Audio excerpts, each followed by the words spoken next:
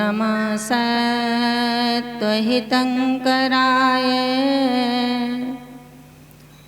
वीराय भव्याम्बुजभास्कराय अनन्तलोकाय सुरार्चिताय देवादिदेवाय नमो जिनाय देवादिदेवाय नमो जिनाय क्षान्त्याजिवादिगुणगण सुसाधिनं सकललोकहित हेतुं सुविधामनिधातारं वन्दे धर्मं जिनोक्तोक्तम्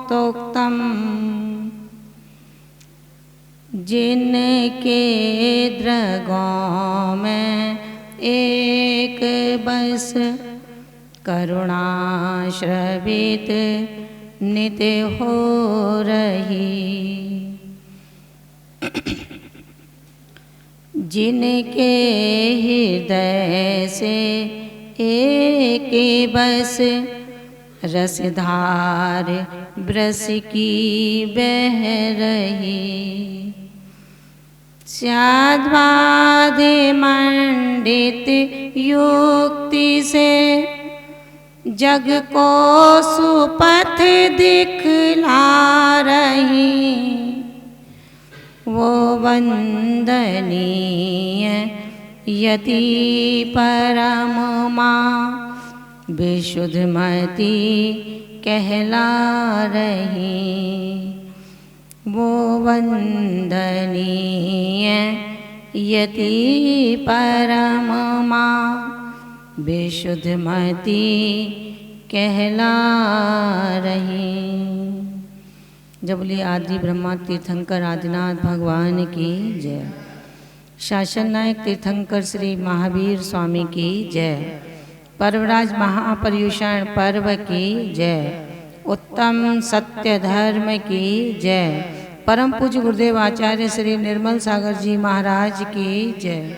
परम पूज्य भारत गौरव गणनी आर्यका श्री विशुद्धमती माता जी की जय।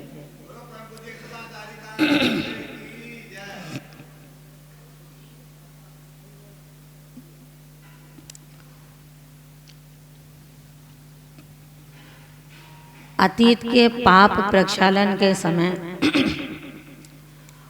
आज जो पर्वराज पर्युषण पर्व के दौरान क्रमशः हम सभी के लिए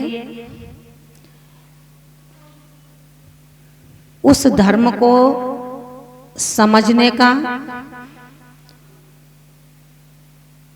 उस धर्म को स्वीकार करने का, उस धर्म पर चलने का आज पंचम दिवस, जो उत्तम सत्य धर्म का दिग्दर्शन करता हुआ हम सबकी कठोर कटुक कर्कश निष्ठुर भाषा के बारे में ये प्रेरणा देगा, वो संकेत देगा कि हमारी व्यावहारिक भाषा और शास्त्रीय भाषा, आगम की भाषा किस तरह की होनी चाहिए। पंचम काल का ये दुर्ह काल, जिसके अंदर पाप की घटाएं पुण्य के सूर्य को आच्छादित करती हुई निरंतर गृहस्थ और श्रवण जीवन में दृष्टिगोचर हो रही हैं। लेकिन फिर भी इस पंचम काल का महान आश्चर्य उस समय प्रतीत होता है जब युवा या कोई युवती धर्म के मार्ग पर चलने के लिए अपना मन बनाती है, अखंड ब्रह्मचर्य को धारण करती है, जहां भौतिक संसाधनों के सामने ये देह अन्न का कीड़ा बना हुआ है। बिना अन्न के ग्रहण किए शरीर की सुष्टता कायम नहीं रह सकती है। ऐसी विषम परिस्थिति जन्य प्रदोष काल में जब कोई त्यागी व्रती अथवा साधारण सा गृहस्थ जिसने युवा की दहलीज पर अभी कदम ही रखा है, ऐसा कोई बच्चा आकर के कहे कि माताजी पर्वराज पर्युषण पर्व चल रहे हैं और मैं 10 उपवास को करना चाहता हूं। महान भावों, घोर आश्चर्य होता है। जो एक क्षण के लिए त्याग को स्वीकार न कर सका, वो आज 10 उपवास करने का मन बना रहा है। बहुत ही सत्य कहा है कि कलकाल में चित्त चलायमान होगा, देह अन्न का कीड़ा रहेगा। भगवान जिनेंद्र के वेश को धारण करने वाले इस पंचम काल में युवा दिखाई देंगे और वृद्ध उस धर्म से उन्मुक्तता को प्राप्त होंगे। अन्न का कीड़ा बना ये देह कल काल का प्रसाद, पापों की घटा, देह की शिथिलता, आत्मिक शक्ति का गौणपना, फिर भी भावनाएं धर्म के प्रति जगती हैं। आचार्य देव कहते हैं, कलौ काले चले चित्ते देहान्न चा कीट के, एतत् चित चमत्कार है जिन रूपा धरा नरा।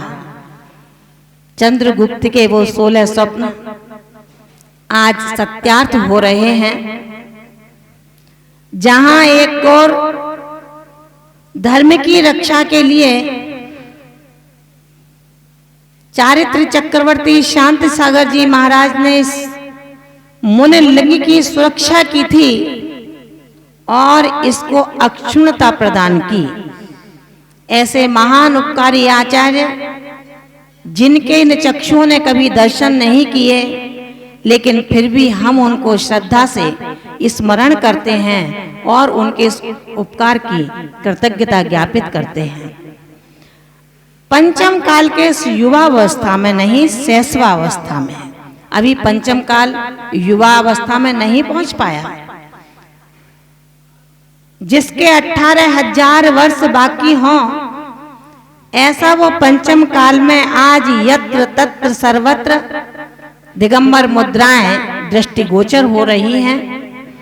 जिनके अंदर त्याग का समन्वय भी है, जिनके अंदर धर्म का उपदेश भी है और जिनके अंदर 28 मूल गुणों के पालन करने की क्षमता भी दृष्टिगत हो रही है। लेकिन ध्यान रखना महान भावों, असंयम कभी सत्य नहीं हुआ, संयम ही सत्य की पराकाष्ठा को छू पाया है। जिसने अपने अंदर प्रशांत ज्योति का प्रज्वलन करके अपने आप को विनय गुण से युक्त किया है, सरलता से अपने जीवन को आगे बढ़ाया है, निर्लोभता जिसने मानो अपने हृदय का आभूषण ही बना लिया हो, ऐसा वो सत्य का पथिक क्यों नहीं संयम को ग्रहण कर सकता।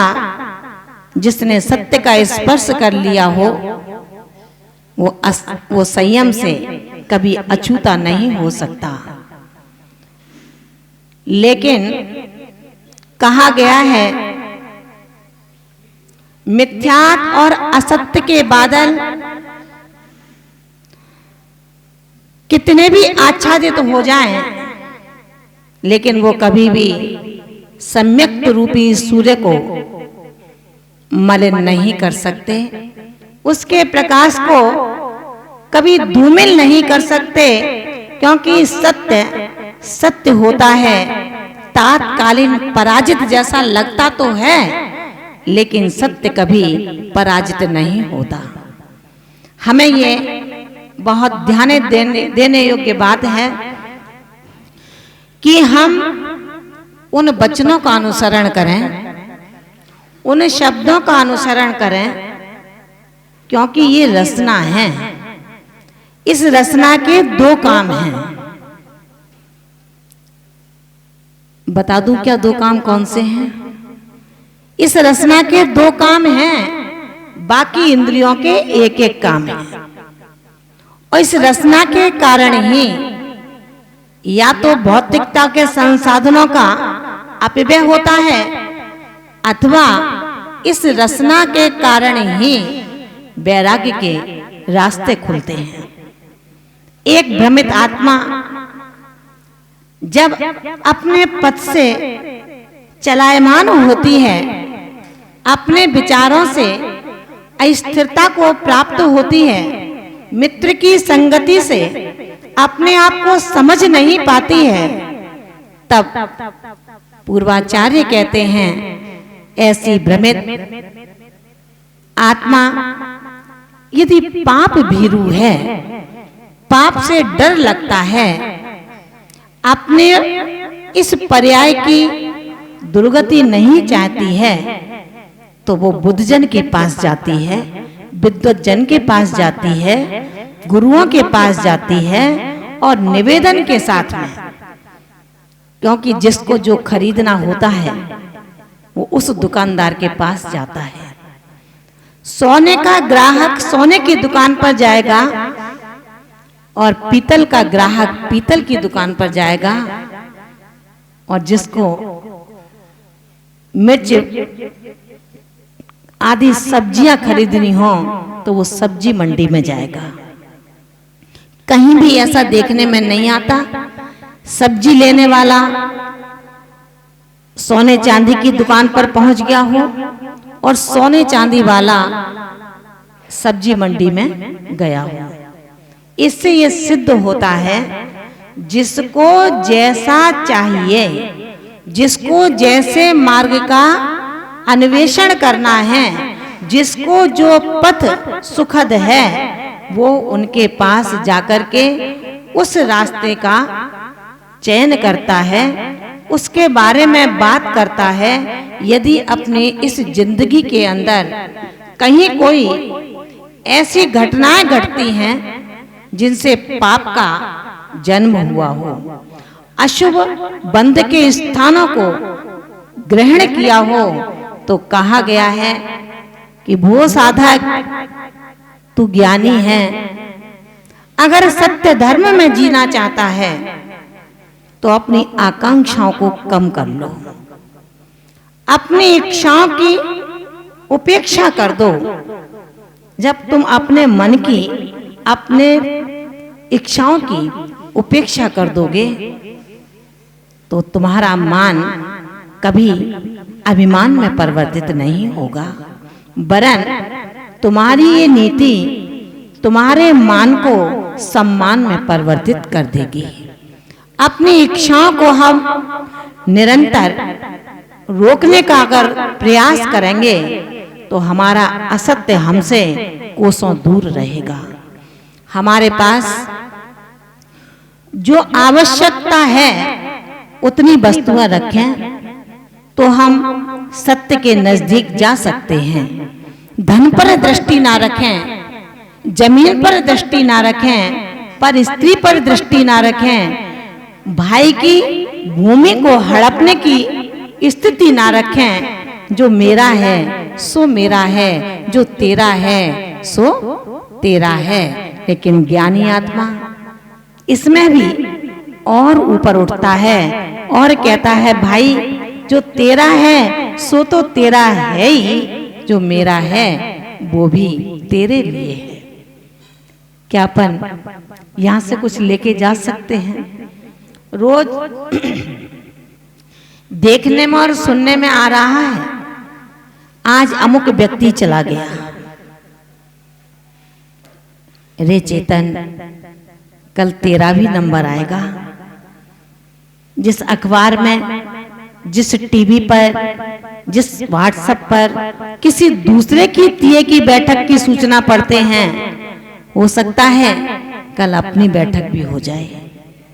उस बैठक में कौन रहेगा, कौन जाएगा, कौन निंदा करेगा, कौन बुराई करेगा, सिर्फ तेरी अच्छाइयों की वहां पर गाथा गाई जाएगी कि बहुत अच्छे थे, उनका रहना तो इस समाज में बहुत जरूरी था।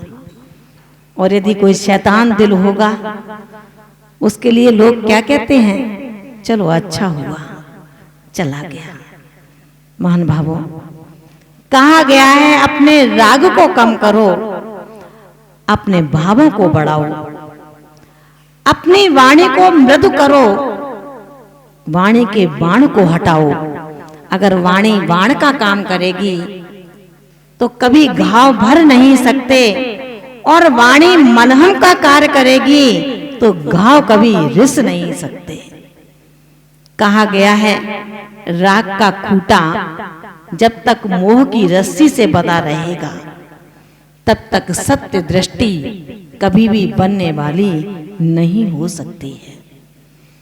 आचार्य प्रवर कहते हैं, किससे राग करना है और किससे द्वेष करना है, किससे हमें मोह करना है, क्योंकि मोह की संतान है। सभी परिचित होंगे कि मोह की वो दो संतान, राग और द्वेष। जहां पर परिणामों के अंदर किसी दूसरे की वस्तु को लेने की बात आती है, तो वही आत्मा जिससे हम राग करते थे, अपना मानते थे, मित्र था, परिवार का था, रिश्तेदार था, लेकिन जैसे ही उसकी धन पर, उसकी जमीन पर, उसकी प्रतिष्ठा पर मेरी दृष्टि जाती है, तो उसकी मेरी दृष्टि उस मित्र के लिए, उस परिवार के लिए, उस भाई के लिए, उस बेटे के लिए शत्रुता में परिणत होने लगती है। और जो हम बोल नहीं सकते, उन शब्दों को भी बोल देते हैं। आचार्य भगवान कहते हैं, हम नाप तौल करके बोलें, हम सोच सोच करके बोलें, थोड़ा रुक करके बोलें। जब कसाय का उफान आया हो, द्वेष की परिणति जग गई हो, आपके चमड़े की दृष्टि ने आपके आत्म प्रदेशों तक को धूमिल कर दिया हो, तो जैन दर्शन कहता है कि रे जिज्ञासु आत्मन, तू बदैया जैनी बनकर के अपना कल्याण कभी नहीं कर पाएगा। इन प्रवचनों को सुनो या मत सुनो, आगम को पढ़ो या मत पढ़ो, गुरुओं की विनय वंदना करो या ना करो, लेकिन तेरे अंदर जो शाश्वत ऐसा गुरु विराजमान है, जो तेरा गुरु कभी तुझे परमात्मा के दर्शन कराएगा, कभी तुझे सिद्धालय की ओर भी ले जाएगा, लेकिन कब? जब तू अपने गुरु से एक बार अपनी मीटिंग कर लेगा, सम्मेलन कर लेगा। अभी तुझे फुर्सत नहीं है अपने गुरु से मिलने की।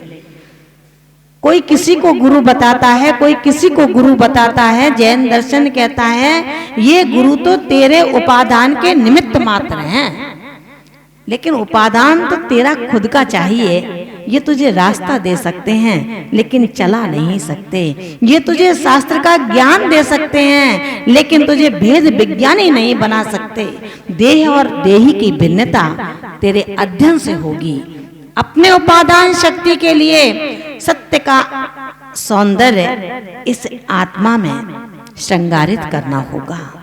सत्य धर्म यही कहता है कि जो किसी के द्वारा नापा नहीं जा सकता है, जो किसी के द्वारा देखा नहीं जा सकता है, जो किसी के द्वारा उसके स्वाद को चखाया नहीं जा सकता है, जो वचनों के अगोचर है, वो सत्य है। उस सत्य के लिए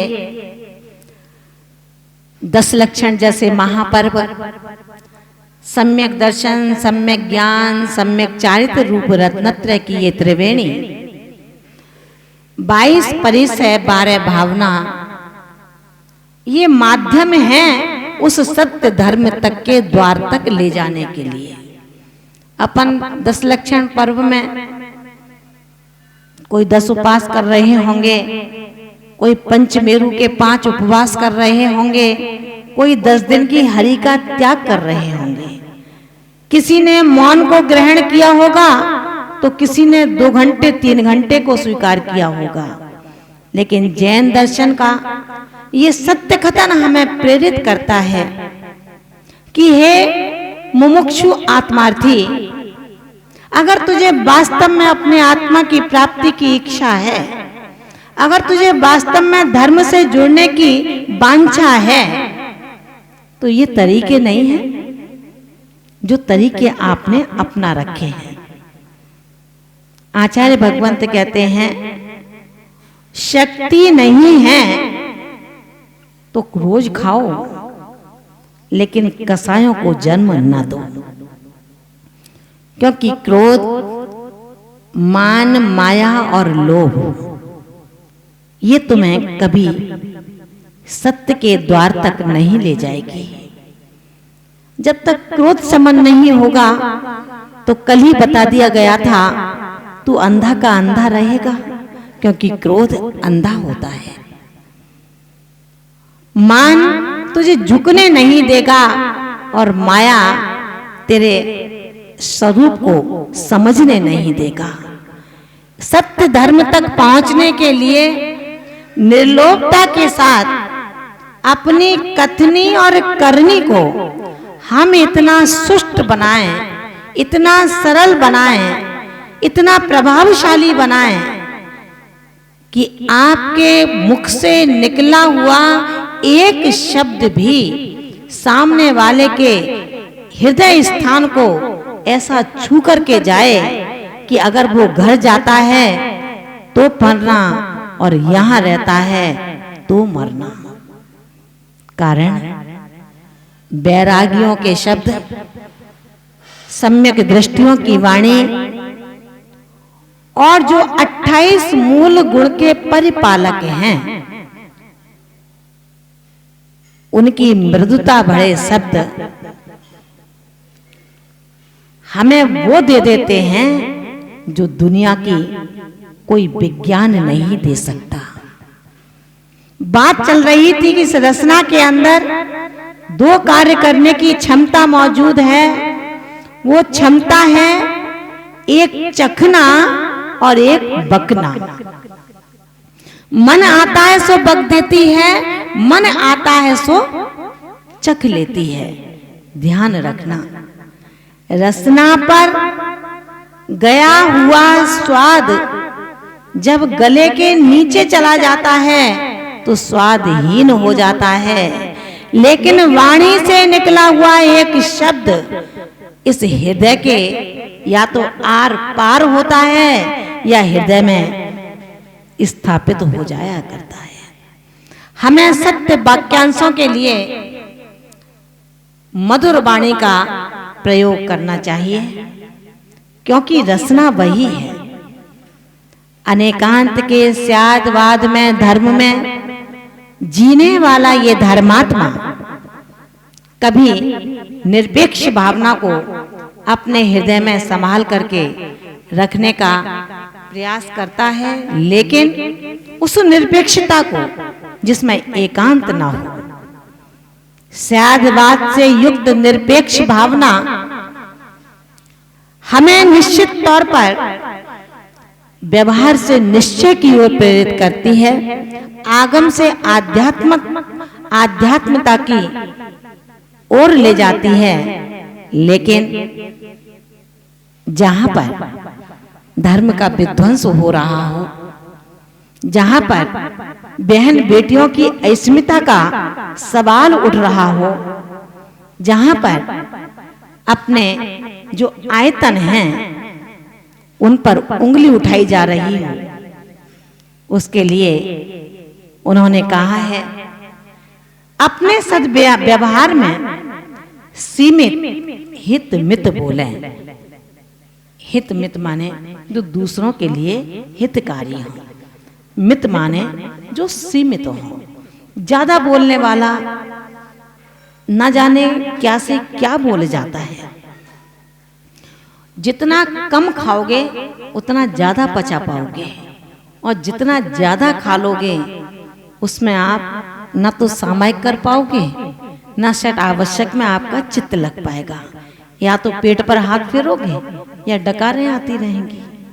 आचार्य भगवान कहते हैं हित मित बोलें, हित मित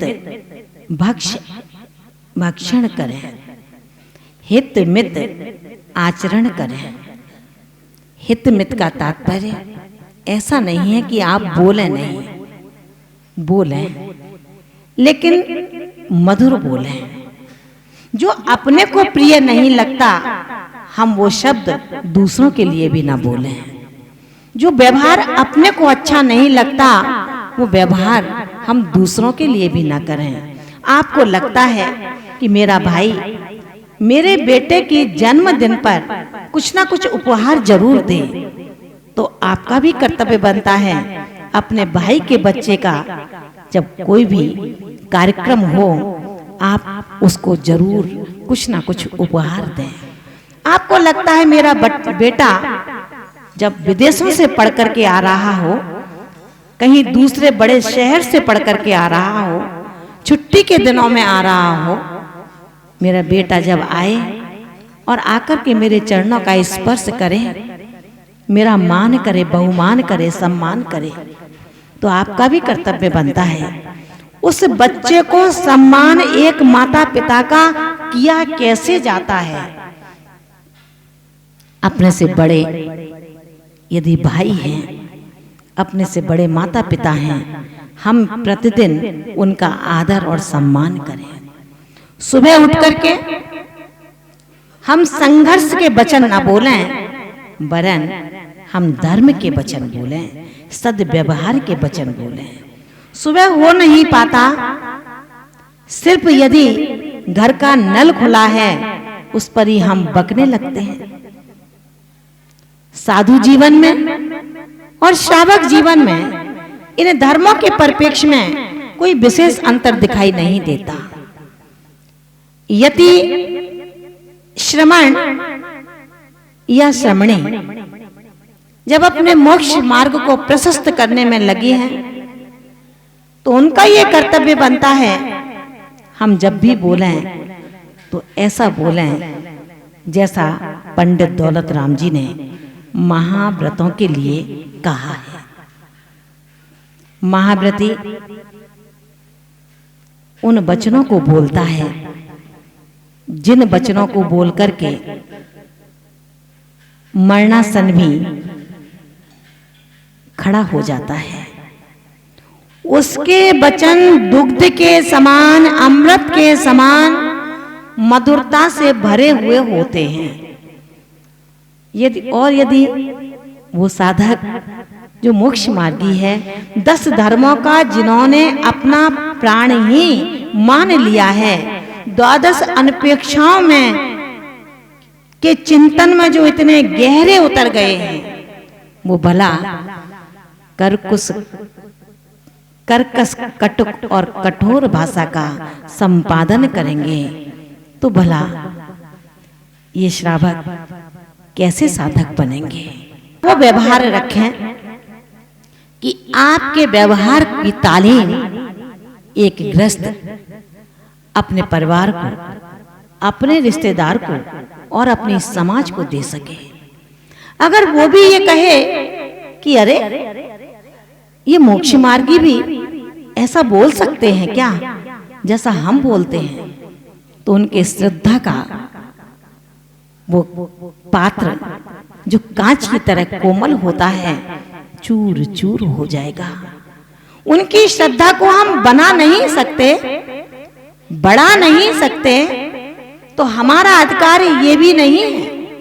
जिस एक श्रावक ने अपनी श्रद्धा को बड़ी मुश्किल से बनाया है, बड़े पुण्य से बनाया है, हम साधक होकर के उसकी श्रद्धा के उस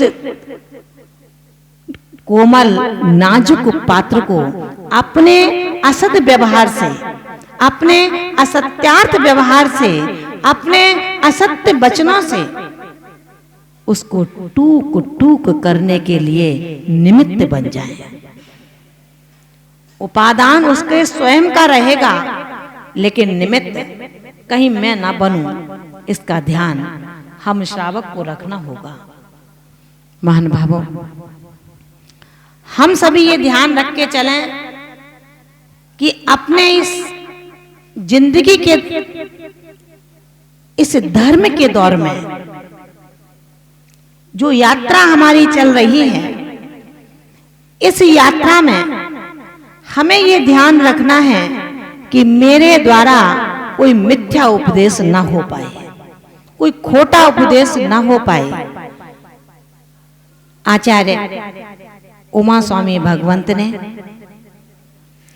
यही कहा है, एक गुरु के अंदर वो सारी संभावनाएं मौजूद हैं जो अपने शिष्य को अपने से ऊंचा कर देता है, अपने शिष्य को अपने से अधिक मजबूत बनाता है, अपने शिष्य को खुले आकाश में उड़ने के लिए ज्ञान और ध्यान के दो पंख देता है।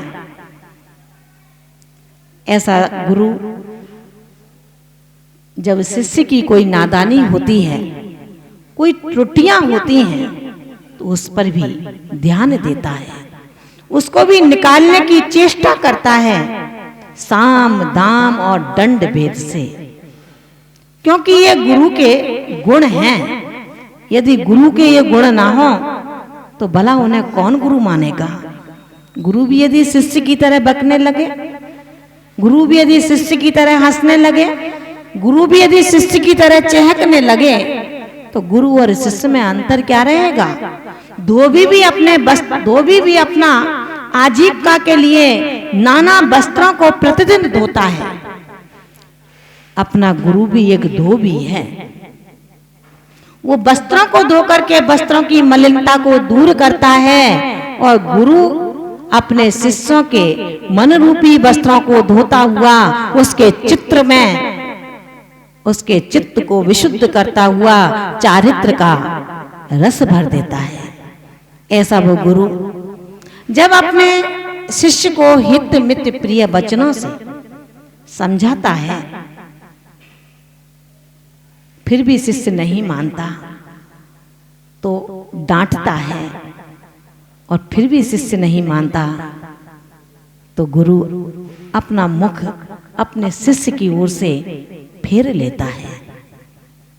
जैन दर्शन कहता है, दुनिया रूठ जाए, सारे द्वार बंद हो जाएं, लेकिन यदि गुरु का द्वार बंद खुला है तो रे साधक, तेरे लिए विश्व के सारे द्वार खुले हुए हैं। और यदि सारे द्वार खुले हुए हैं, मित्र का द्वार खुला है, पुत्र का द्वार खुला है, परिवार का द्वार खुला है, मंदिर का द्वार खुला है, लेकिन एक गुरु का द्वार बंद है, तो सत्य मानना तेरे सारे दरवाजे बंद हैं।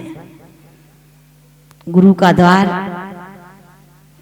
हमारे व्रतों की रक्षा कर देता है, हमें अतिचार अनाचारों से बचा लेता है। आचार्य भगवान उमा स्वामी महाराज ने इन्हीं अतिचारों की व्याख्या की है। मिथ्योपदेश रो व्याख्यान कूट लेख क्रिया न्यासापहार साकार मंत्र भेदा। जो इन अतिचारों से, जो सत्य व्रत के अतिचार हैं, मिथ्योपदेश जो कभी मिथ्या उपदेश नहीं देते, झूठा संभाषण नहीं करते, ये केवल साधु के लिए बात नहीं है, ये श्रावक के लिए भी है। श्रावक भी कटुक कर्कश भाषा का प्रयोग न करे। श्रावक कितना भी बड़ा सेठ श्रावक कितना भी बड़ा ज्ञानी हो सकता है आज श्रावक दिख रहा है अपने को, लेकिन वो महात्मा जैसा हो, संत जैसा हो। याद है ना आपको, जब चारण रिद्धिधारी मुनिराज उस बियावान जंगल में उतरे, उन्होंने देखा एक सिंहराज जो विशाल अवगाहना का था, उन्होंने अपने अवध ज्ञान से पहचाना और उस शेर से बोले कि हे सिंहराज, तुम पवित्र हो, तुम पुण्यात्मा हो, तुम भव्यात्मा हो। हम और आप जैसा कोई होता तो भैया क्या कहते, महाराज शेर से कह रहे हो, मुझसे कहते तो बात भी चलती। मान भावों, मत ज्ञान और श्रुत ज्ञान के साथ जब अवध ज्ञान का योग और संयोग होता है, पुण्यात्मा आखिर कौन है, उसका अन्वेषण वो ज्ञान कर लेता है।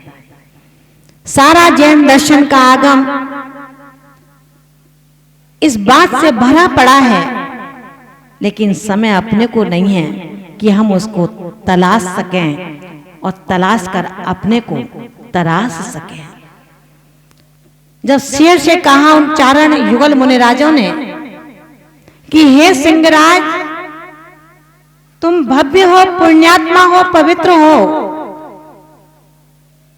तुम भावी तीर्थंकर के रूप में कभी इस आत्मा को श्रृंगारित करोगे। सत्य मानना महानुभावों, उस शेर का देही अश्रु टपकाने लगता है। मैं जो चेतन जीवों का ग्रास बना करके अपनी क्षुधा को शमन करता हूं, अनंत हिंसा करके अपनी हर पर्याय को दूषित करता हूं, मैं कभी तीर्थंकर बनूंगा। आंखों से पश्चाताप के टप टप आंसू गिरने लगते हैं। उन्हीं चरणों में उसी समय अणुव्रतों को ग्रहण कर लेता है। ध्यान रखना, एक शेर का जीव अणुव्रतों को ग्रहण कर सकता है, लेकिन हम इंसान हैं। हमें अगर शब्दों की अभिव्यक्ति करने की शक्ति दी है, उच्चारण करने की शक्ति दी है, तो शायद आचरण करने की भी शक्ति दी होगी। हम बोलते तो बहुत बड़ा बड़ा है, जो नहीं बोलना होता है वो भी बोल देते हैं, लेकिन कभी ये विचार भी तो करें, जिसके पास उच्चारण करने की क्षमता नहीं है, लेकिन आचरण के लिए आंखों से अश्रु की धारा बह रहा है। मालूम है, जब वो चारण युगल रिद्धिराज पुनः आकाश की ओर जाने लगे, उस सिंहराज के लिए उन्होंने कहा कि देखो, इस जंगल के अंदर एक श्रावक व्रतों का पालन कर रहा है। वो शेर से श्रावक बन गया और आप श्रावक से, मैं नहीं कहूंगी आगे, आप अपने आप समझें। रात में भोजन आप करते हैं, रात में पानी आप पीते हैं, भक्ष अवक्ष का सेवन आप करते हैं, अंट संट आप बोलते हैं, चारों कसायों का पुट आपके हृदय मंदिर में ऐसे विराजमान है जैसे मंदिरों में, जिनालों में भगवान वेदी में विराजमान है। अगर क्रोध रुक जाए तो आपकी अहमियत कम हो जाएगी, मान घटा दोगे तो आपकी कीमत कम हो जाएगी, और मायाचारी नहीं करोगे तो आपको लगेगा मैं आउट ऑफ फैशन चल रहा हूं। ध्यान रखना महान भावों, कितना संग्रह करोगे? अगर संग्रह जिसने कुछ भी नहीं किया, ऐसे हमारे परम आराध्य देव जो विश्व पिता के नाम से सारी दुनिया उनको श्रद्धा से प्रतिदिन स्मरण करती है और नमस्कार करती है, ऐसे भगवान महावीर स्वामी जिनके पास कुछ नहीं था, लेकिन फिर भी चाहे आज अपसर्पणी काल का पंचम काल हो और चाहे चतुर्थ काल रहा हो और चाहे कितने भी काल गुजर जाएं, लेकिन वो कभी आउट ऑफ डेट नहीं होंगे। हम अप टू डेट बनना चाहते हैं और हमारा परमात्मा आपको आपके विकृतियों से आउट ऑफ डेट करना चाहता है। वो कहता है इन विकृतियों को छोड़ दो। जब एक त्रियंच श्रावक बन सकता है, तो क्या हम श्रावक इंसान भगवान नहीं बन सकते? बन सकते हैं। कब? जब हम भगवान जैसा आचरण करेंगे, जब हम इंसान जैसी इंसानियत रखेंगे। हमारी इंसानियत तो अभी प्राय मृत हो चुकी है, मर चुकी है।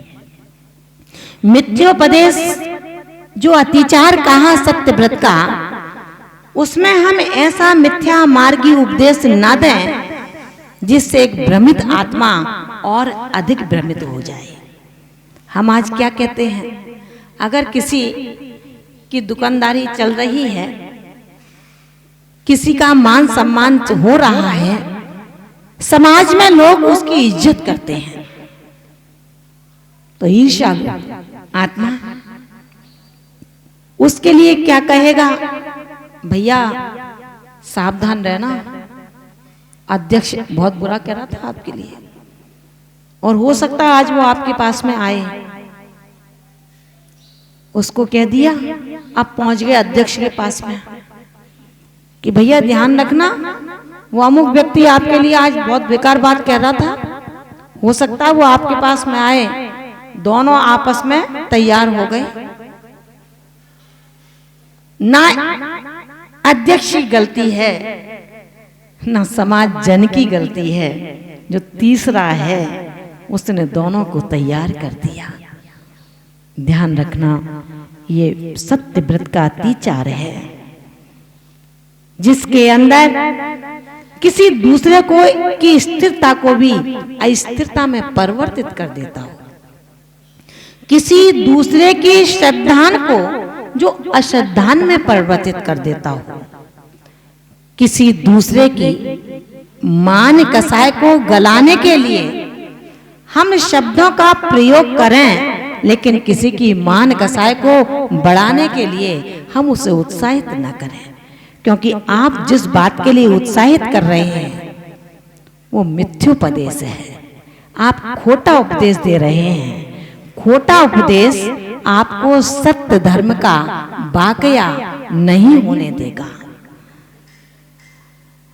रहो व्याख्यान जो सत्य व्रत का दूसरा अतिचार है, उन्होंने कहा कि किसी की यदि गुप्त बात का आपको पता लग गया है, उसे आप सर्वजन में सार्वजनिक रूप में न कहें, क्योंकि हो सकता है उसने जो बात चुपचाप अपने गुरु से कही, उसका ध्येय क्या है ये तो अपने को पता नहीं है, लेकिन हमने गुप्त बात को सुन लिया और चौराहे पे जाकर कह दिया।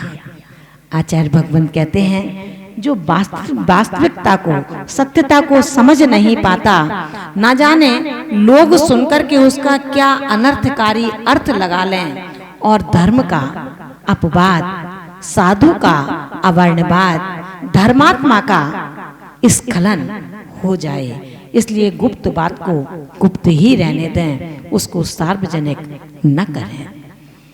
तीसरा, कूटलेख क्रिया। कूटलेख क्रिया का तात्पर्य है कि झूठे दस्तावेज लिखना। झूठे दस्तावेज का तात्पर्य समझ रहे हैं? जिसके परिवार में जिस व्यक्ति में जो दोष नहीं है, जो घटना सत्य नहीं घटी, मान के चलिए आपके दुकान पर कोई एक आपका भृत्य काम कर रहा है, अचानक वो सीढ़ी से माल लाते लाते गिर गया, उसके पैर में हाथ में ऐसी चोट आई जिससे लोग घबराने लगे। उस दुकान मालिक की ये भावना नहीं थी कि मेरा भृत्य गिरे और इसे चोट लगे, लेकिन जब चोट लगती है तो उसको अस्पताल भी लेके जाता है, उसका इलाज भी कराता है। लेकिन ईर्ष्यालु जो होते हैं वो पुलिस में रिपोर्ट लिखाते हैं, एफआईआर दर्ज कराते हैं कि अमुक व्यक्ति ने इसको इतना मारा है कि देखो लहूलुहान कर दिया है। मान भावो, ये झूठे दस्तावेज, जो झूठी एफआईआर कराई, ये दस्तावेज है। झूठी गवाही देना, पुलिस घर पर आई कि भैया नेमीचंद जी के यहाँ का नौकर गिर गया है और आपके लिए एफआईआर है, चलो आपको बंद करना पड़ेगा। बेचारा जो रात दिन धर्म में लगा रहता हो, जिस समय वो भृत्य नीचे गिरा था उस समय वो मंदिर में पूजा कर रहा था और पड़ोसी ने गवाही दे दी कि मैंने देखा है। महान भावो, जैन दर्शन कहता है, रे असत्य श्रावक, तूने अपने इस पर्याय को तो कलंकित कर ही लिया, पर्याय पर्याय जन्म जन्मांतर तक तू ऐसे ही कलंकित होता रहेगा। एक बार का पाप धोने के लिए हमें ना जाने कितने पुण्य की आवश्यकता होगी, और तू बार बार ईर्ष्यालु बनके उसे शत्रु मानता है। तुझे पता नहीं है आज तूने इसकी झूठी गवाही दी है, कल ये तेरा पुत्र बन करके तुझे कहीं शूली पर चढ़ाने का निमित्त न बन जाए। चौथा अतिचार कहा है, न्यासा पहाड़, जो दूसरे की वस्तु धरोहर रूप में रखी थी, कोई रख गया, विश्वास करता है भैया लो आपके पास रख जा रहा हूं, आपकी दृष्टि में अंतर आ गया, आपने उसकी वस्तु को हड़पने का मन बना लिया, और जब वो लेने आया तो आपने कहा कि मुझे कौन सी वस्तु दे गए हो भैया, क्यों मुझे जीने नहीं दोगे क्या? भैया मुझ जैसे धर्मात्मा पर ऐसे दोस्त तो ना लगाओ। अरे सेठ जी, मैं आपको ही तो दे करके गया था, मुझे नहीं मालूम था इतना सुंदर धार्मिक व्यक्ति ऐसा भी स्वांग रच सकता है। स्वांग तो उन्होंने भी रचा जिनको हम ब्रह्म गुलाल मुनि के नाम से जानते हैं। उत्तर प्रदेश के फौजाबाद की ऐसी हस्ती जिसने स्वांग रचता था लेकिन धर्म से विपरीत नहीं चलता था, पाप से भयभीत रहता था। जब शेर का रूप बनाने को कहा तो कह दिया कि मुझे अभय दान देना होगा राजन, क्योंकि जब शेर का रूप बनेगा तो हो सकता है किसी की हत्या भी हो जाए। और हुआ यही, शेर का रूप रखा तो राजा का पुत्र ही उसका शिकार बन गया। मंत्रियों ने उकसा दिया, चेता दिया, जगा दिया कि राजन कहो इससे अब ये मुनि की मुद्रा धारण करे। पता है उस साधक आत्मा ने दीक्षा नहीं ली तो ऐसा नहीं है कि वो साधक नहीं है, वो भी संत है, साधु है, सज्जन है। दीक्षा लेकर के अगर हम दुष्ट कार्य करते हैं, पाप कार्य करते हैं, सत्य के अतिचारों का उल्लंघन करते हैं तो वो साधक होकर के भी पापात्मा है। और यदि कोई गृहस्थ है, धर्म के साथ रहता है, धर्म को साथ रखता है, मिष्ट हित मित वचन बोलता है, किसी दूसरे के आगे अगर कुछ गलती से क्रोध बसाए कुछ निकल गया, उसके पांव पड़ता है, भैया क्षमा करना, मैंने रोष में कह दिया था। ऐसा सहज आत्मा, ऐसा सहज स्वभावी ब्रह्म गुलाल मुनि ने कहा कि राजन, अगर मुनि मुद्रा को मैंने स्वांग में रख लिया तो मेरा धर्म नष्ट हो जाएगा। महान भावो, ध्यान रखना, मुनि पर्याय आर्य का पर्याय के कभी पात्र नहीं बनाए जाते हैं। दूर देशों में धर्म के नाम पर जो एकांकी हो रहे हैं, नाटक हो रहे हैं, जिसमें मनोरंजन होता है, बच्चों को मुनि बना देते हैं, पीछी दे देते हैं। जैन दर्शन कहता है स्वारे स्वांग रचा सकते हो, लेकिन कभी मुनि और आर्यका का, तीर्थंकर का स्वांग नहीं रचा सकते। जिसने आर्यका का स्वांग रचा है वो फिर आर्यका ही बनती है, फिर घर की गृहिणी नहीं बनती, किसी की पत्नी नहीं बनती, फिर वह भोगों का त्याग करती है, किसी की भोग्या नहीं रहती। न्यासा पहाड़ का तात्पर्य यही है कि आप किसी के धरोहर रूप वस्तु को हड़पने की कोशिश न करें। किसी ने यदि आपको साथ दिया, आपके साथ कोई ऐसी दुर्घटना हुई कि आपको जरूरत थी चंद राशि की, चंद अर्थ की, आपके मित्र ने, आपके भाई ने, आपके रिश्तेदार ने, आपके पुत्र ने यदि समय पर आपको पैसा दिया और आप अपने पुण्य से उस संकट से, उस दुर्घटना से निकल गए, तो आपका कर्तव्य ये नहीं बनता कि जिसने तुम्हारी सहायता की उसको हम ना सहायता करें, वरन उल्टा आक्रोश परिणति से उसके ऊपर चढ़ करके बैठ जाए। ध्यान रखना, जब तक तेरे पुण्य का बीता नहीं करार, तब तक सब कुछ माफ है, अवगुण करो हजार।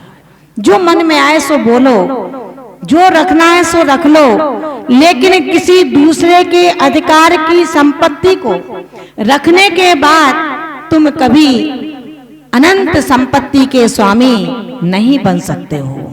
तुम कभी सुख की सैया का स्पर्श नहीं कर सकते हो। पांचवा वेद कहा है साकार मंत्र भेद। किसका भेद है ये? सत्यव्रत के अतिचार।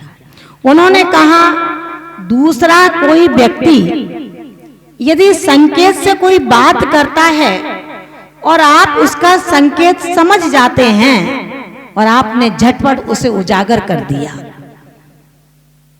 महान भावों, ये सम्यक ज्ञानी, सम्यक दृष्टि का कर्तव्य नहीं है।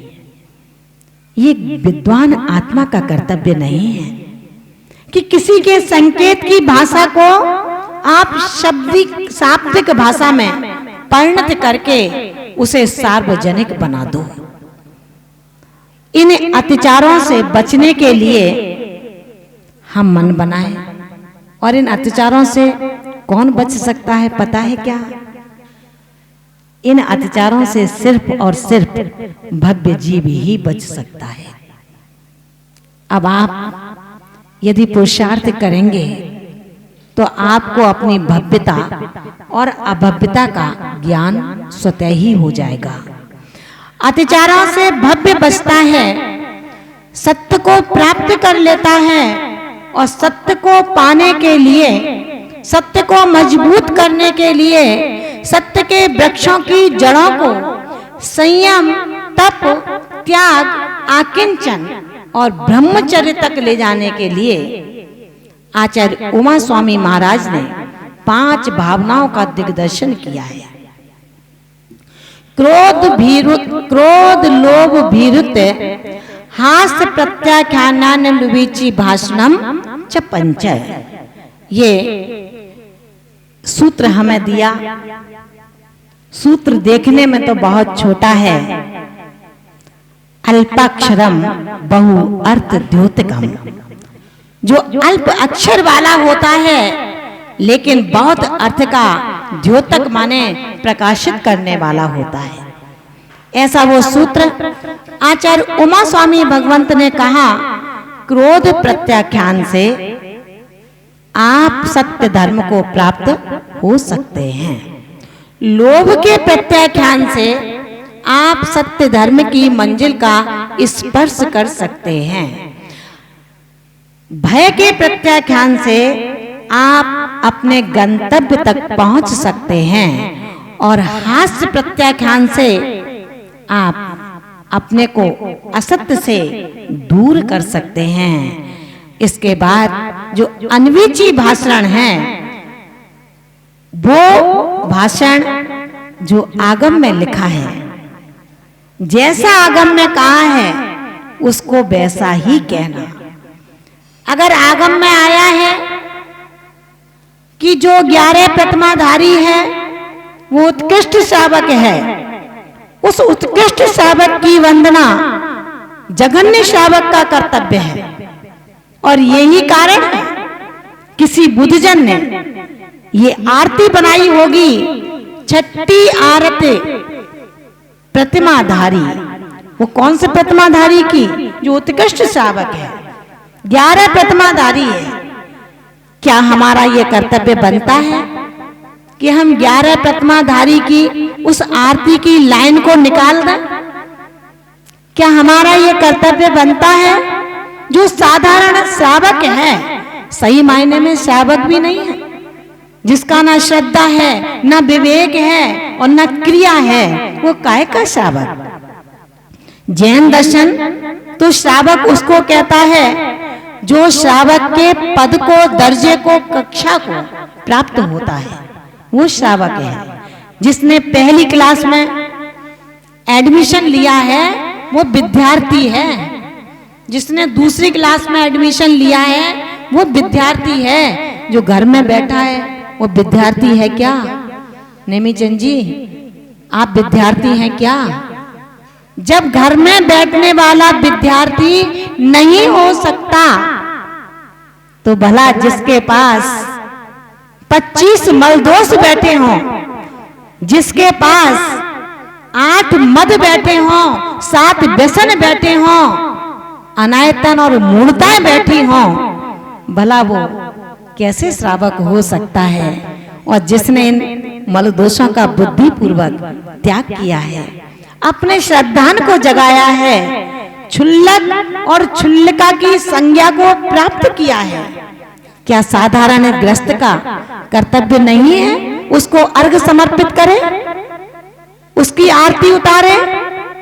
कहां का धर्म है ये अन्वीची भाषण हमें सत्य धर्म से सर्वथा जुदा करता है, हमें सत्य धर्म से अलग करता है। जिसके पास सत्य धर्म ही नहीं है, भला उसके पास क्षमा का कैसे जन्म हो सकता है, का कैसे स्पर्श हो सकता है? जब स्पर्श ही नहीं है तो धर्म से वो विहीन है, और जब धर्म नहीं है तो धर्म का मतलब है जो उत्तम सुखों में रख दे, दुखों से निकाल के, वो धर्म कहलाता है। महान भावों, ध्यान रखना, क्रोध के आवेश में हम झूठ बोल जाते हैं। क्रोध के आवेश में हम जो न कहने योग्य होता है वो भी कह डालते हैं। ये सत्य को बढ़ाने के लिए अवलंबनकारी भाव नहीं होगा। क्रोध का त्याग करना, सत्य की मंजिल को स्पर्श करना होगा। लोभ से हम झूठ बोल दें। गुरु यदि डायरी देता हो, पेन देता हो, अन्य चीज वितरित करता हो संघ के अंदर, और तुम्हारे पास वो चीज है, फिर भी कह दो कि नहीं मुझे भी चाहिए, मेरे पास नहीं है, ध्यान रखना, इस लोभ का प्रत्याख्यान करना होगा। श्रावक जब गुरुओं के दरवाजे पर आते हैं तो एक ललक रहती है कि आशीर्वाद चाहिए। एक बार मिल गया, दूसरी लाइन में फिर आ गई, तीसरी लेवल फिर आ गई। आचार्य भगवान कहते हैं, रे श्रावक तू तो ज्ञानी है, कितना सुंदर आचरण है आपका। आप रोज मंदिर आते हो, कोरोना जैसी बीमारी हो गई है फिर भी नहीं डरते। मैं मंदिर जाऊंगा, मंदिर जाने से ही मेरे कर्मों का नाश होगा। लेकिन इतना समझदार होने के बाद लोभ को जन्म क्यों देता है?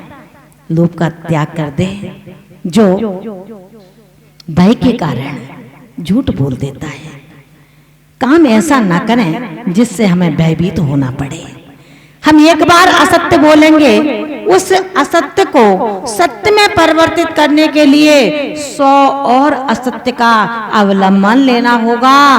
कालांतर में जब वो सामने आएगा तो तेरी प्रतिष्ठा कम हो जाएगी। लोग तेरी जो पूजा करते थे, प्रशंसा करते थे, अब तेरी निंदा करेंगे। अरे ये ऐसा है, भगवान के सामने ऐसी जाप्य करता था, ऐसे पाठ करता था, ऐसी सामायिक करता था, लगता था सच्चा धर्मात्मा है। हमें उस भय का, उस दुष्ट क्रिया का भी प्रत्याख्यान यानी कि त्याग करना होगा। हास्य प्रत्याख्यान, हास्य का तात्पर्य हंसी हंसी में, मजाक मजाक में कुछ भी कह देते हैं, कुछ भी सुन लेते हैं, छेड़खानी कर देते हैं।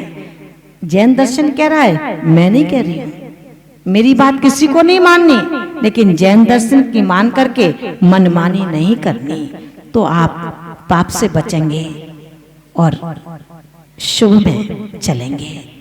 अपने गुरुओं से हम कितना शिष्टाचार बरत सकते हैं, साधर्मियों से हम कैसे रहना चाहिए। हंसी में किसी का हाथ खींचना, किसी का कपड़ा खींचना, हंसी हंसी में उससे कुछ का कुछ कह देना, यह हास्य प्रत्याख्यान सत्य की वेदी पर तुम्हें कभी नहीं बैठा पाएगा। हमें सत्य की वेदी पर बैठना है, हमें सत्य का अनुसरण करना है, हमें उत्तम सत्य को धारण करना है। उत्तम सत्य ये कहने का वाक्य नहीं है, उत्तम सत्य तो 6ठे 7वें गुण स्थान वाले को भी नहीं हो पाता। उत्तम संज्ञा तो जब हम 13वें गुण स्थान को प्राप्त होंगे तब उत्कृष्टता का आचरण होगा। मान भावों, अनुविची भाषण आपको बता दिया गया है। अहिर्निश हमें सत्याणु व्रतों की भावनाओं को भाना है और अत्याचारों से अपनी रक्षा करनी है। ये ऐसे सुरक्षा कवच हैं जो मेरी आत्मा को, मेरे जीव को, मेरे देही को दुर्गति में जाने से बचा लेंगे। सत्य की प्रतीति निष्ठावान को हो सकती है, सत्य की अनुभूति कायरों को कभी नहीं होती, झूठों को कभी नहीं होती, दंभी को कभी नहीं होती, मानी को कभी नहीं होती, क्योंकि सत्य निष्ठावान और चारित्रवान की एक पूंजी है, उसके पास रहती है। आत्मनिधि को पाने वाले जो नर से नारायण बनते हैं, मानव से महामानव बनते हैं, इंसान से भगवान बनते हैं, उनके लिए ये चिंतामणि के रत्न की तरह परम सार्थकता, समादर को समावेश करने वाला ये सत्य धर्म आपके बीच में है। जो अपने पक्ष विपक्ष को, पूर्वाग्रह को, दुष्ट आग्रह को से पीड़ित होता है, अपनी बात रखनी है, अपना काम करना है, चाहे वो सत्य है या ना है। इसको आचार्य भगवंत कहते हैं, जो पूर्णांश को ग्रहण नहीं कर सकता तो कम से कम हम इस कली काल में अंशांश को तो ग्रहण कर ही लें। उसका अंश भी ग्रहण कर लिया तो एक दिन वो होगा कि हम उसके पूर्णांश को भी ग्रहण कर सकेंगे। आपके रग रग में झूठ समाहित है तो उस झूठ को निकालने का पुरुषार्थ करें। ये झूठ हमें किसी दिन का नहीं रहने देता है। तमाम उदाहरण आगम के परिप्रेक्ष्य में हम पढ़ते हैं, सुनते हैं। मैं आपसे कुछ कहूं, ये ना तो समय होता है और ना मैं कह सकती हूं, क्षमता मेरी इतनी है। क्योंकि जब केवल ज्ञानी ने अपनी दिव्य ध्वनि में इस द्वादशांग का कथन किया तो गणधर भी उसका अंश रूप ले पाए, और गणधर ने जो ग्रहण किया मुनिजन भी उसको अंश रूप कह पाए। तो हम और आप ऐसे कौन सी खेत की मूली हैं जो सर्वांश कहने का दंभ रखें। सत्य धर्म को कहूंगी ये भी मैं नहीं कह सकती, क्योंकि जिसने स्वयं सत्य की वेदी का उत्कृष्टता से पालन न किया हो, ये चोला सत्य धर्म का है, लेकिन इसका देही क्या सत्य बोला है, ये विचार करना होगा। आचार्य भगवान समंत भद्र स्वामी ने कहा है, स्थूल मलकम न बदति न परान बाध्यति सत्यमपि विपदे यत्तद् वदन्ति संत स्थूल मृषा बाद बैरण।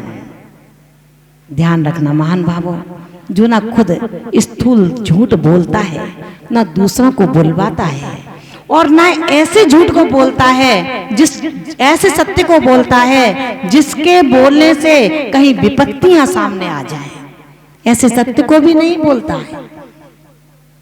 और अपन ऐसे सत्यवादी हैं कि सब में मौन रहेंगे, लेकिन जहां की आग लगनी होगी सत्यवाद, मैं सत्य बोलता हूं, मैं झूठ नहीं बोल सकता हूं, जो बात है वो सही है। आज से ये मन बना लें कि ऐसा सत्य नहीं बोलना जिसके किसी के दूसरे के प्राण विपत्ति में पड़ जाए, किसी दूसरे को आपत्तिजनक स्थिति का सामना करना पड़े। दूध फटा घी कहां गया, दूध फटा घी कहां गया, मन फटा गई प्रीत, मोती फटा कीमत गई। तीनों के अंदर हम उस सत्य को धारण करें, उस मिठास को धारण करें, उस मधुरता को धारण करें, जो मधुरता आपके तप को, त्याग को, नियम को, संयम को हृदय में वास कराए। आपकी पहचान सत्य से बढ़कर नहीं हो सकती। अगर पहचान होगी तो इन सूत्रों से होगी, इन धर्म के आयतनों से होगी, इस धर्म के आचरण से होगी। अगर हम ये चाहते हो कि जो मन में आए हम बकते रहें और सारी दुनिया मुझे पूछती रहे, ऐसा तो शायद दुनिया में किसी के साथ नहीं हुआ है। छुरी का तीर तलवार का घाव भरेगा, छुरी का तीर का तलवार का घाव भरेगा, लगा जो जख्म जुबान का वो हमेशा हरा रहेगा। शब्दों का बाण, शब्दों का तीर बहुत ही तीक्ष्ण होता है, पैना होता है। अपने शब्दों को जब भी बोलो तौल करके बोलो, कहीं ऐसा ना हो आज मैंने जिससे तीखे शब्द बोले हैं, जिसके लिए नियत खराब की है, जिसके लिए बुरा सोचा है, वो शायद उसका कुछ ना हो पाए और तेरे लिए सब कुछ हो जाए। महान भावों, ज्यादा होशियारी भी आदमी की बहुत खतरनाक होती है, क्योंकि शब्दों से ही सब कुछ होता है। दो शब्दों ने पूरा ब्रह्मांड रच डाला। अंधों के अंधे होते हैं, यही तो कहा था द्रौपदी ने, और वो भी हास्य में, मजाक में। लेकिन अंधों के अंधों ने कैसा नरसंहार मचा दिया, कैसा तांडव मचा दिया। नम्रता और प्रियता, यही मनुष्य के दो आभूषण हैं।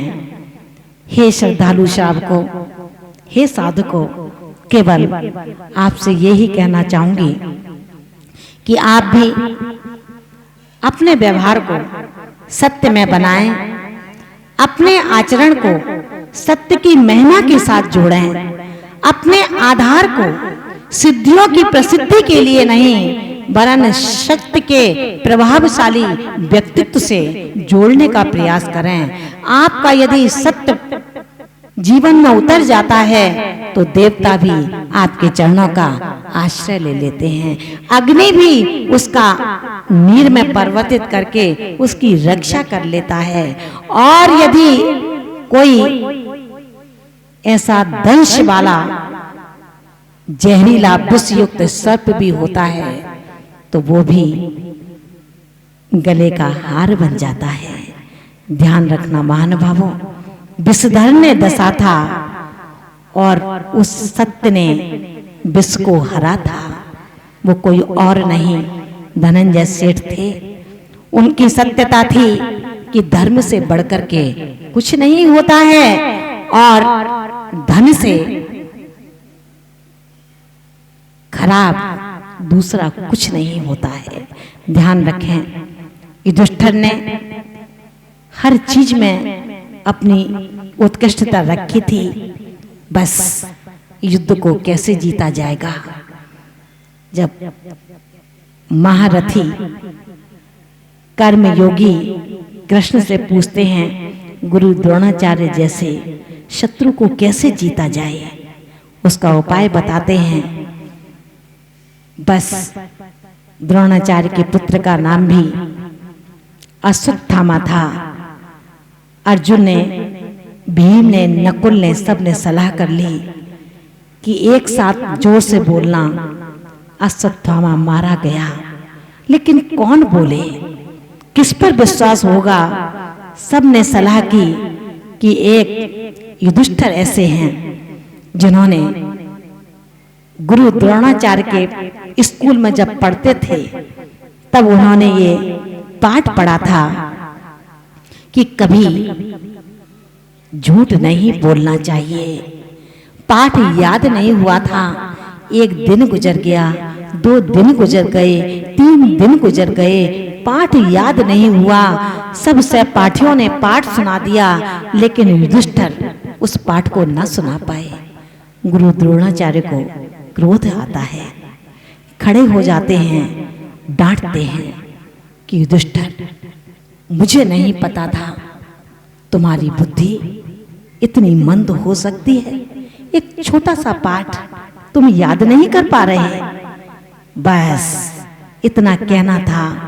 उनके अंदर का सत्य जग गया। उन्होंने कहा गुरुदेव, पाठ याद हो चुका है। अपने जीवन में मैं कभी असत्य नहीं बोलूंगा, जब बोलूंगा सत्य बोलूंगा। ध्यान रखना महान भावों, ये संकल्प तीर्थ यात्रा से कहीं बहुत बढ़कर के है। आप इस दम में मत बैठना। मैंने 25 बार संवेद शिखर कर लिया है, अब मेरे दुर्गति को कोई नहीं दे सकता। मैंने 50 बार अभिषेक कर लिया है, अब मुझे कोई दुर्गति में नहीं डाल सकता। ध्यान रखना, धर्म का अवलंबन, सत्य की वेदी, क्षमा का ध्वज हमें हमेशा संकल्पों से हमारी रक्षा करता है, कवच का काम करता है। युधिष्ठिर महाराज ने सत्यम वद इस पाठ को याद कर लिया।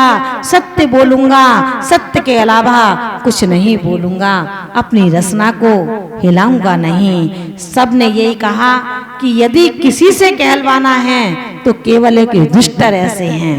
वो यदि कहेंगे तो गुरु द्रोणाचार्य इस बात पर अपने अस्त्रों को छोड़ देंगे और पुत्र के वियोग में गाफिल हो जाएंगे। ध्यान रखना महान भावों, कहीं अपना अस्तित्व खत्म करना है तो हम संकल्प को तोड़ने का मन बनाएं, लेकिन अस्तित्व खत्म होगा सो होगा। आप अपने मन से भी गिर चुके होंगे। आपकी आत्मा आपको झकझोरेगी कि तूने पाप किया है।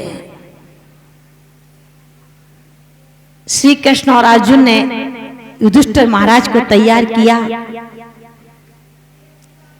अब युधिष्ठिर बोलते हैं कि कैसे कहूं, मैं अपने व्रत को भंग कर दूं क्या। लेकिन कहा जाता है दुर्दिन बहुत खराब होते हैं। जब पाप का पारा ऊपर चढ़ता है तो उसे होश नहीं रहता कि मुझे करना क्या है। पाप का समय विनाश काले विपरीत बुद्धि की कहावत को चरितार्थ कर देता है। युधिष्ठिर ने यही कहा कि ठीक है, झूठ भी नहीं होगा और सत्य भी नहीं होगा। रास्ता निकाल लिया कि आपको कहना है अश्वत्थामा मर गया है, वो हाथी है या मनुष्य है। तो उन्होंने कहा अश्वत्थामा हतो हता नरो व कुंजरो। बस मायाचारी क्या रही कि जिस समय उन्होंने कहा उस युद्ध भूमि में अश्वत्थामा हतो हतो हता नरो, इतना ही कह पाए, इतनी जोर का श्री कृष्ण ने बिगुल बजा दिया कि वो कुंजरो शब्द को सुन ना पाए और अपने अस्त्रों को छोड़कर गुरु द्रोणाचार्य पुत्र का वियोग समझ करके उस युद्ध से पीठ दिखा देते हैं। मान बाबू, ये कथानक ग्रंथों में प्राप्त हुआ है। इसको हम अपने जीवन में इससे एक शिक्षा ले लें। तुमने असंख्यातों बार अच्छा किया, हमेशा व्रत का पालन किया, हमेशा गुरु का आचरण सम्मान किया, लेकिन एक छोटा सा लोभ, एक छोटा सा मान पूरी जीवन में कलंकित करके तुम्हें चला गया। युधिष्ठिर महाराज को जब न्याय की दृष्टि से देखते हैं तो ध्यान आ जाता है उनका वो कलंक कि उन्होंने अपने जीवन में अपने संकल्प को भंग किया था। संकट में साहस खोना कायरता है, जड़ता है। संकट में साहस को खोना कायरता है, जड़ता है। एक अकेला दीप रात भर अंधकार से लड़ता है। इतिहास उठाकर देखो मित्रों, इतिहास उठाकर देखो मित्रों, हर युग यही सिखाएगा। सच्चाई के लिए हमेशा शीश कटाना पड़ता है, सच्चाई के लिए हमेशा शीश कटाना पड़ता है। झूठ से लहलहाने की अपेक्षा सत्य का पालन करते हुए हम मुरझा भी जाएं तो बहुत अच्छा है। हंसते रहें, मुस्कुराते रहें और संकल्प से विहीन हो, खिलखिलाते रहें, आने वाले से बात करते रहें और संकल्प को तोड़ दें। झूठ का सहारा ले लें, सत्य महाव्रत को छोड़ दें, सत्य अनुव्रत को तोड़ दें। साहित्य कार्यों ने कहा है कि सत्य से विचलित हुआ व्यक्ति शमशान भूमि की तरह त्याग करने योग्य होता है। शमशान भूमि में कौन जाता है, कौन रहता है वहां पर? बस वो ऐसा झूठा व्यक्ति उस शमशान भूमि की तरह हो जाया करता है। बहुत ही निष्ठा से, बहुत ही धैर्यता से आपने इस लगभग 1 घंटे 20 मिनट के प्रवचनांश को, आगम के इस तथ्यों को उत्तम सत्य धर्म के रूप में श्रवण किया। अपने कर्ण रूपी अंजलि के माध्यम से आत्म प्रदेशों को सिंचित किया। आज के लिए सभी के लिए जापते रहेगी। ओम ह्रीम श्री सत्य धर्मांगाय नमः। नियम रहेगा आज पूरे दिन न बच्चों से, न मित्र से, न ग्राहक से, न पड़ोसी से, न पत्नी से, न पिता से, न गुरु से, न शत्रु से मैं आज असत्य कथन का व्यवहार करूंगा। यानी कि आज झूठ नहीं बोलना है। इन्हीं वाक्यांशों के साथ आप सबके लिए मंगल कामना प्रार्थना करती हूँ। वो परमात्मा आपको भी असीम सौंदर्य, चिरंजीवता, आरोग्यता, समृद्धता प्रदान करता हुआ आपके इस पुण्य के पलड़े को सत्य से आविर्भूत करता रहे, आपकी असत्य की वेदी को खाली करता हुआ आपको सत्य में बना दे, जड़ता से प्रभुता की ओर, प्रभुता से प्रभु की ओर ले जाए। इन्हीं भावनाओं के साथ में जय बोलिए उत्तम सत्य धर्म की।